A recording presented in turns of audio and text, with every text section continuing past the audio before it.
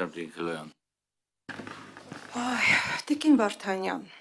դուք հենց նոր այնպիսի մեղադրանքներ եք հնչեցնում, թե իբրև եւ ընդդեմ պետության, ինչպես ձեր ղեկավարն է շարունակ պետության դեմ մեղադրանքներ ու հնչեցնում, ասելով, թե պետությունն է մեղավոր, որ Հայաստանի վրա հարձակվեց Ադրբեջանը ներկայիս։ Հիմա էլ դուք նույնը մեղադրում եք նաեւ պետությանը, ասում եք միջազգային կառույցները, անգամ մեղադրելով միջազգային կառույցներին, ասում եք, որ միջազգային կառույցներն են մեղավոր։ Այսինքն դուք հասկանում եք, բոլորը մեղավոր են, պետությունը մեղավոր է, իշխանությունը մեղավոր է, միջազգային կառույցները մեղավոր են նրանում, որ անգամ հաստատում են, որ Հայաստանում ազատ խոսքը այն աստիճանի, ըստ իրենց սանդղակի հասել է 34-րդ տեղում։ Եվ բոլոր այդ միջազգային կառույցների սանդղակներով մեր ժողովուրդը ժողովրդավարության բոլոր չափանիշները բարելավել է։ Սա մեկ։ Դուք անգամ ձեր քաղաքական թիմի ղեկավարը անգամ չի ընդունում, չի ճանաչում Միեդի վճիռը, որտեղ հստակ նշված է, որ այդ ժամանակվա իշխանությունն է մեղավոր, որ գնդակահարել է Երևանի կենտրոնում մարդկանց եւ այդ մարդիկ զոհվել են, որովհետեւ պետությունը իրականացրել է այնպիսի գործողություններ, որի իրավունքը չի ունեցել։ Սա մեկ։ Դրանից հետո ձեր ղեկավարության ներքո եւ այդ ամբողջ եղել է շղթայաբար հրամանատարներով, վերից ներքև եւ որից հետո նաեւ ձեր ղեկավարի հրամանով շատ մարդիկ, պարզապես քաղաքացիներ, որոնք դուրս էին եկել փողոց, պահանջում էին արդարություն, ուզում են վերականգնել իրենց իշխանությունը եւ դեմ էին այդ որոշումը, որ ընտրակեղծարարություն չի եղել, եւ տարել են մարդկանց դատել են։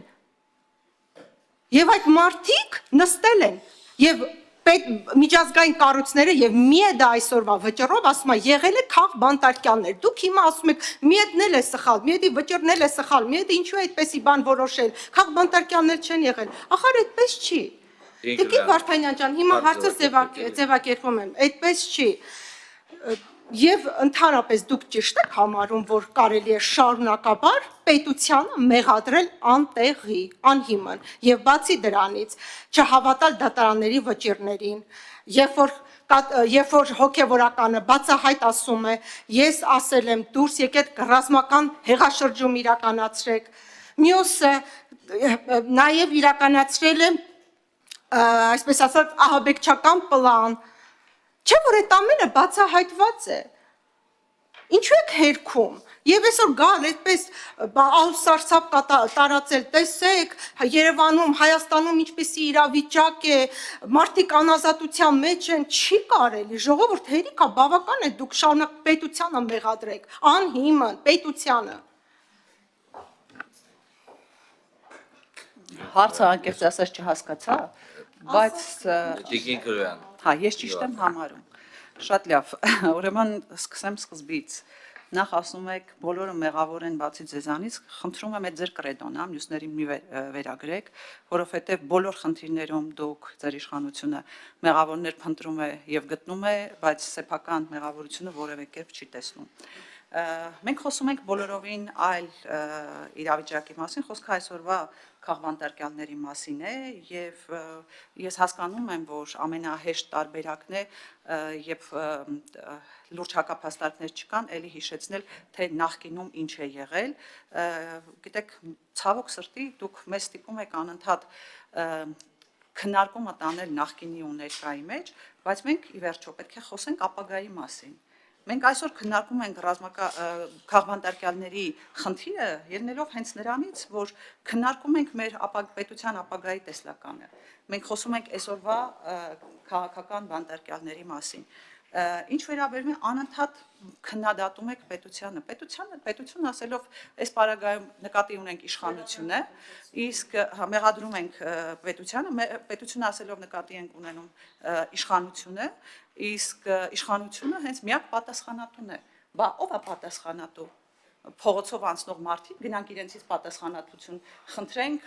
ակնկալենք քաղբանտարկյալների հարցով, ասում եք դատարանի որոշումները եւ վճիռները կասկածի տակ եք դնում, չեք հավատում։ Այո, ես ունեմ բավարար հիմքեր կասկածի տակ դնելու այսօրվա դատական դատարանի կայացրած ցանկացած որոշում, ցանկացած վճիռ, որովհետև երբ կալանքի հետ կապված միջնորդություն է ներկայացվում դատարան, կոնկրետ դատավորներ կան, ովքեր պետք է քննարկեն այդ կալանքի միջնորդությունները։ Մասիս Մելքոնյան անհասկանալի ձեզ ինչ որ բան ասում է։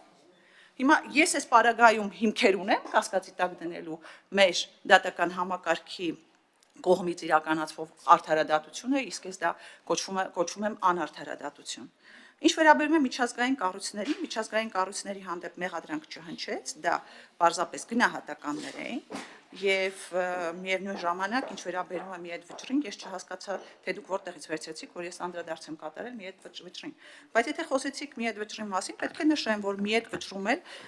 բան է, արձանագրում է կատարվում, որ Հայաստանի Հանրապետությունը պատշաճ տեղեկություններ չի ներկայացրել մի այդ պատշաճ տեղեկություններ ներկայացնելու պարտականությունն էլ կրում էր ձեր իշխանությունը։ Արձագանքում եք։ Դուք վերցրել եք մի այդ վճռից միայն այն հատվածը, որտեղ նշված է, որ պատշաճ,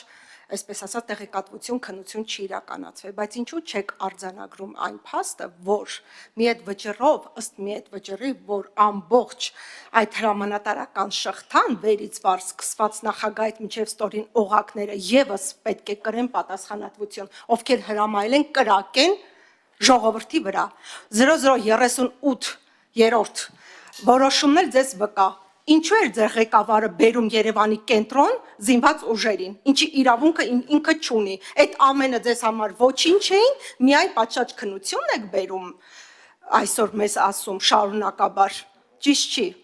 Տիկին Վարդանյան, ճիշտ չի։ Այնուամենայնիվ ես պետք է ասեմ, որ Հայաստանում այսօրվա դրությամբ քաղբանտարկյանն էլ բացարձակապես գոյություն չունեն, դրանք ձեր կողմից սին ապատեղեկատվություն է, որը ուզում եք շրջանառել մեր երկրում